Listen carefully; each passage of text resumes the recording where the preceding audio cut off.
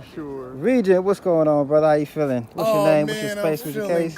I'm feeling great. How you doing, big brother? I'm good. I'm good. I'm good. Just big brother, look at you. It's East Central OB Trade is the space. It's like for herbalists, folks dealing with the culture, indigenous culture, black culture, and then just folks dealing with the earth, healing, health, developing folks. So I just want to, we back at the garden space that we just did a video on. So I just want to give the history of it, because since that's your fam coming in and do what they do, Okay.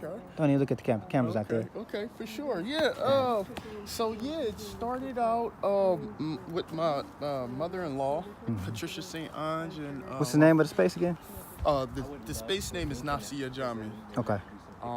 And it started out, with my mother and father-in-law, Wilson Rouse and Patricia St. Ange.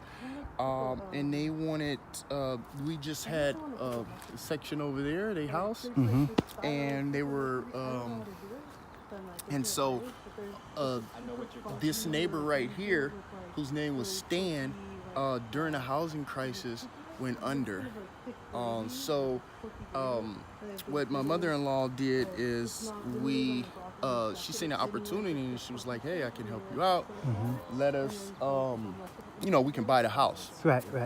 And so that didn't go through, but this portion of the space where all of these yurts are. Yeah.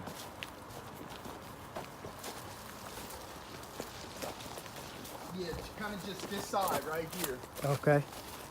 So that was her house and all, and then like all of this portion in this side of the space, they made a deal to rent it out to help them out with their situation, and then also to build it up, and her vision was to have a sweat lodge and also to have a yurt for elders to come through and and to be able to stay when they are in California. Okay. She already knew some folks from South Dakota. Yep. And so basically, that was the vision, and the vision was to live off the land. We can eat off the land, and really, we tried to live by a quote by Howard Thurman. Okay. It's like, I forgot the quote, but anyway, don't ask what the world needs. I'm sorry, I forgot the quote, but the quote was very powerful, and it's like it was in our bones. Don't ask what the world needs. Go out and plan it or something. I'm sorry. Anyway, though, they wanted a space where community can come, gather, right, build, and basically start a new way of living. We always in the rat race in this Bay Area, and this space was kind of like, and the envision is to be a sanctuary, right, where you can come and think about your life, think about what you want to do, and kind of live out the values that you want to live out. Counter what's going out on the real world. So basically, we got this space, and right here in the middle of Oakland. Yeah. In Oakland, California, right here on 39. Yeah. And we started working with it. We was able to get some yurts. Yeah. And these two yurts, my mother and father-in-law stays in. Okay. And they stay in there for a purpose. Okay. A reason. They can easily kind of have one in their house or in this big yurt. They stay in here. My father is a Buddhist, is a practicing Buddhist. Okay. And also they had a consulting called 7 Generations, Oakland Can. And so, they had this vision, and they created it and tried to make it happen. So we was able to get this space right here, do some land. As you can see, the sweat lodge is right there, and we started doing sweats. And we've been doing that for a few years now. Oh, okay. Then, this house, which was owned by Stan, I just explained to you, and then this side was actually his brother. Oh, okay. Okay? The family. His brother had just had a granddaughter. Uh, So this whole space plus the duplex. uh-huh. And so they had a granddaughter and they were from New Hampshire, so they decided to move back east. Okay. And my father-in-law, unfortunately his mother had passed away. And so he had got a settlement and he was able to buy this space to kind of further the vision of what they wanted to do. Live in community, grow their own food,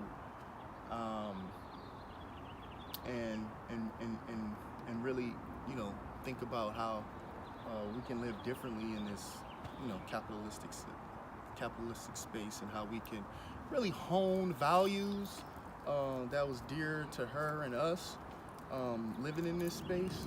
And so, long story short, they was able to get this property, and we started building out on this. As you can see, seen a little bit of the farm over there, and it's been a project that's been ongoing for years. So during that time, we had some complicated neighbors. Okay. So this whole section of row of the condos were some folks that didn't really feel what we were doing. I don't think they really understood what we were doing. Right. And so they started complaining. Unfortunately, all of this whole side of the condos switched over, and new residents came, and they, understood what we were doing, and loving it. Very, came out to help, and they were, they wanted to be a part of it in some way. But this neighbor right here, he actually wanted this space. He wanted to get 20 feet from his backyard. So he could space. blow it out. Yeah.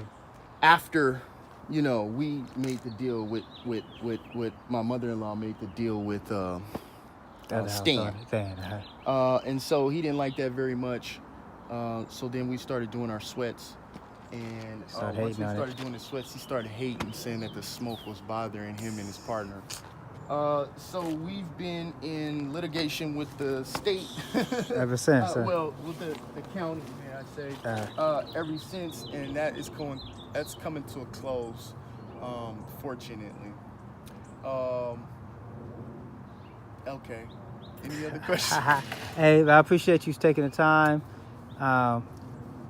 Showing us your space. Yeah, I mean, it's been so. Because it's a beautiful thing. You say you couldn't get on camera, man. You was like a full like Rose Scholar. I'm hella nervous, Rose but Scholar. it's so much other things have happened. So when we first started, me and my wife, my wife had a job, we had a job, we quit our jobs, and we just started. We didn't really know a lot about farming or growing plants or anything of that nature. I took a class at Merritt, and that's where I met Aaron. Okay. We just clicked from there. He used to come through, help, work parties, and we were able to further our education by going through a great program called Movement Generations. Okay. And they had a permaculture for the people. And so we went to Occidental Arts and Ecology Center along with Adelaja for a 2-week intensive. And that was really great. It was able to, build up our community, because it was just us doing it, and so it was able to just, expand and bring our and bring more community in and more folks to support. You know what I'm saying? Youth too. You bring a lot of youth out. Oh yeah. Yeah. So it's been a lot of things that didn't happen on this farm. Incarcerated folks. When we first started, we had this envision of a farm, and so we went. Well, the first thing we had some dogs, and then the first thing we got was some chickens. Okay, so we had about 20 chickens back here, and then we were like, oh, let's go get some ducks. Right. Then we had ducks back here, and then we had, folks started seeing what we were doing. Yeah. And so one lady gifted us a little pot-belly pig. Oh, that's what's up. Her name was Pumbaa, and so she was rocking around here. And then we got goats. Poop. Uh-huh. And we were able to get 2 goats. Then we brung in a male to mate with them. And we had like 3 generations of goats. And so, yeah, they fertilized the land, giving us eggs. We harvested chickens, ducks, and goats. So we were like really, really like full-fledged farm. Full-fledged farm, living off the land. So we kind of backed up off of that a little bit because it was just we weren't able to really grow plants because of all of the animals. Right. Oh yeah, because they would come and eat them basically. Yeah. So we harvested the animals. And then we started our new kind of like a new phase of what we're going into. And started kind of just planting and growing out this space. Did a lot of I don't got the word, but we did a lot of this whole space used to flood out. So we put in a lot of waterworks. To stop that. And then it was a lot of older trees here that we were taking care of. And then we started, we started doing farm tours. We started having numerous schools and children come through. And yes, it was just great to be able to to be able to have an impact on the community in the way that we did. People were so surprised that it was a full-fledged farm out here in East Oakland. Right in the East. How would you know? Right? That was the best one. Because you look at the front of the house, you're like, it's a house, right? You walk in, it's like, oh, well, you got a full-on acre. You would never guess. Dang. During that time, of course, we couldn't keep up the farm because it was expensive. We had to feed the animals, we had to buy plants, and so my wife, she was able to get a job, pretty good one, working for the Center for Third World Organizing, and also helping on the farm, but really doing her full-time thing as an executive director for there. And I stayed and I managed the farm along with Aaron. Then at Elijah in what was it, 2014 or 13, I think, he came to stay. He was living in this yurt right here. And so we were just a community. It's still a community. Yeah. That's what's up, bro. I appreciate you better taking edit time. that, man. Man, I'm saying like a Rhodes Scholar here, working it out from dusk to dawn, man. Get out of here with that. I appreciate you taking the time. Thank you for letting us in the space. Man, keep up the good work. Appreciate you. Appreciate you too, boss. One more time, the name of the farm? Name of the farm is Nafsi Jamii. Nafsi Jamii. Okay. Community Center. All right. Peace,